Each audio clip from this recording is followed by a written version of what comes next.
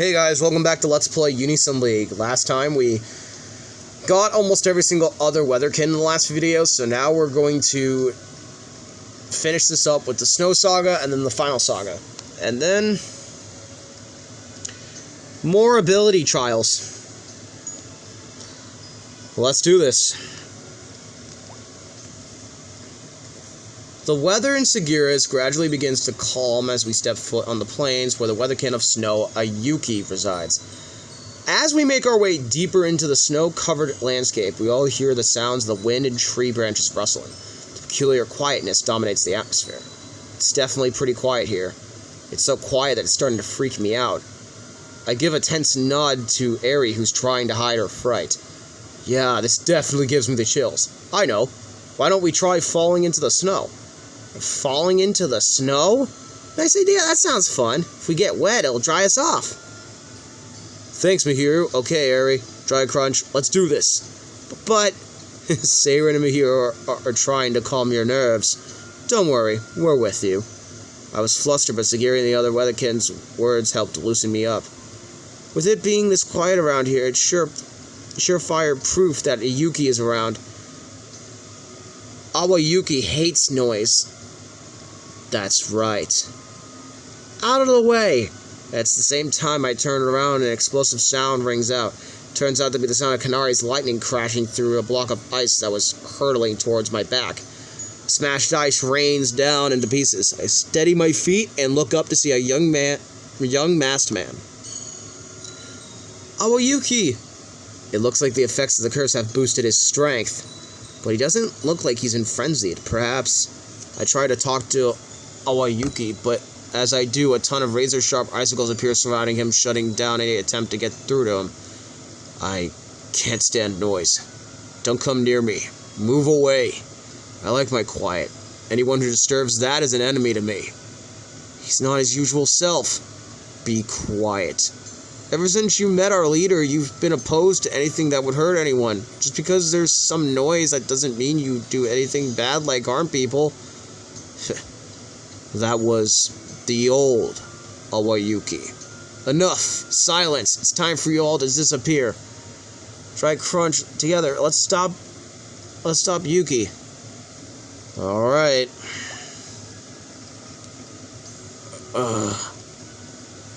Look, Yuki's awake.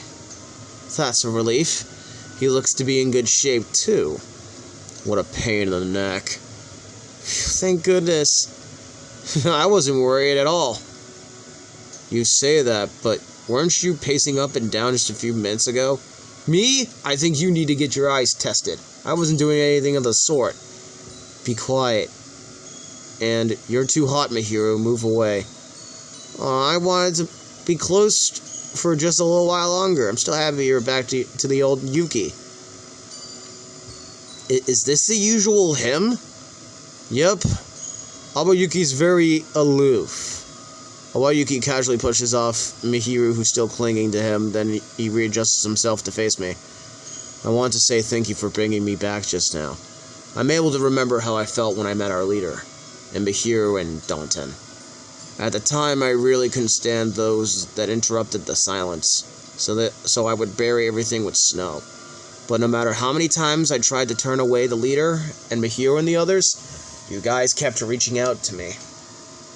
The bond between the leader and you guys was a warm one.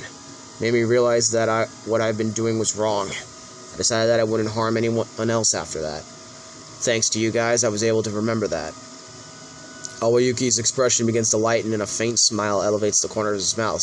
I smile in return. So that's all the weather came back to normal. The inclement weather in Sagiras should calm down now, but yes, there's one more person I want you to meet.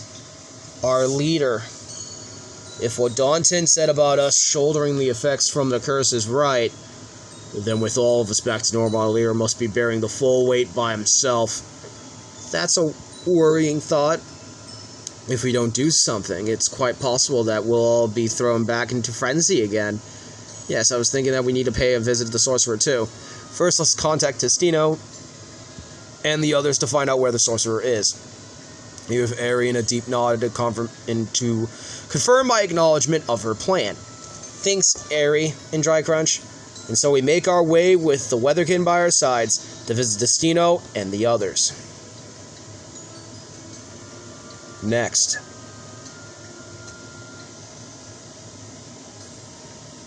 Next what? Okay, Climate Chaos Final Saga. Alright, let me drink some water. My throat's about to get dry.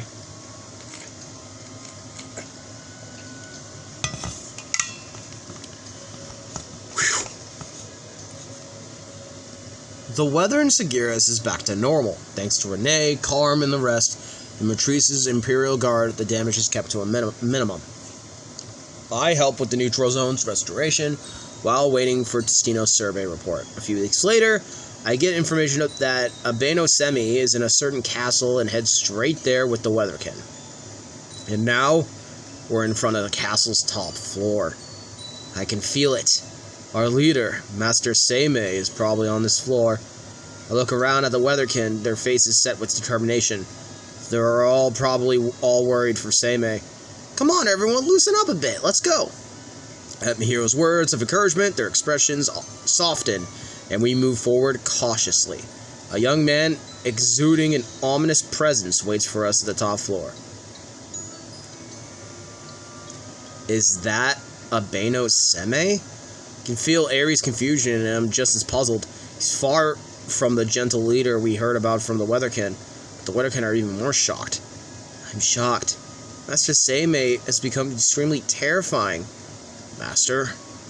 Even the normally calm and collected Danton looks pale and can't utter another word. Seimei is facing us with such strong hostility. Master, why are you here? Didn't you die? Indeed, I had died once as a human, but the influence of my long stay in Seguirus has caused me to be reincarnated into a monster. Into a monster? I must become stronger. Even stronger in order to reach new heights. I will use a forbidden cycle's curse and be reincarnated once more. Even stronger? You?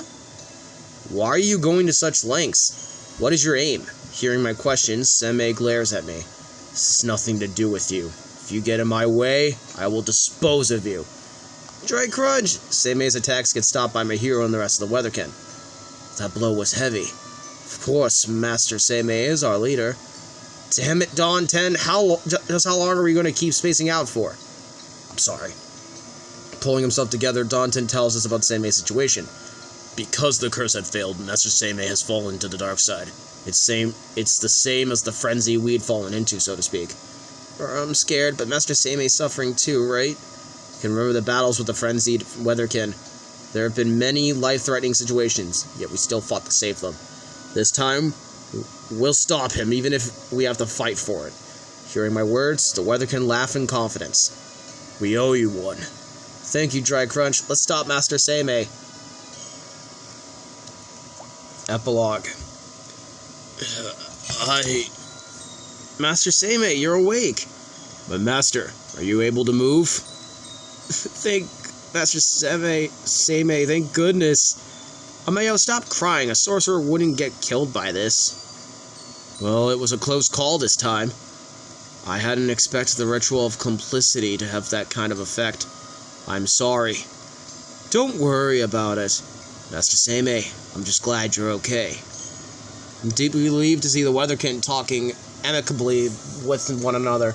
As the conversations die down, Arai asks Seimei, Please tell us, Seimei, just what is the cycle curse? Why did all the Weatherkin go into a frenzy? The cycle curse is a ritual that strengthens the user's soul and gives them even greater power. I had intended to use the ritual to gain new powers, however, Eri nods along to Seimei's explanation. I see. I understand now. Is the cycle curse not the original form of what we now call enlightening? When you had first learned of this ritual, it had been forbidden due to its instability, right?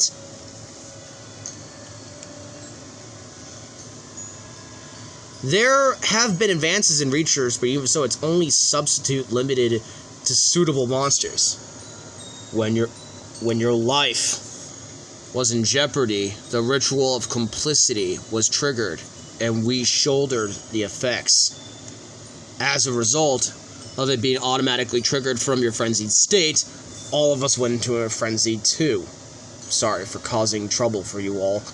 I don't get it, sorcerer. Why did you want power so much? Aren't you already powerful enough?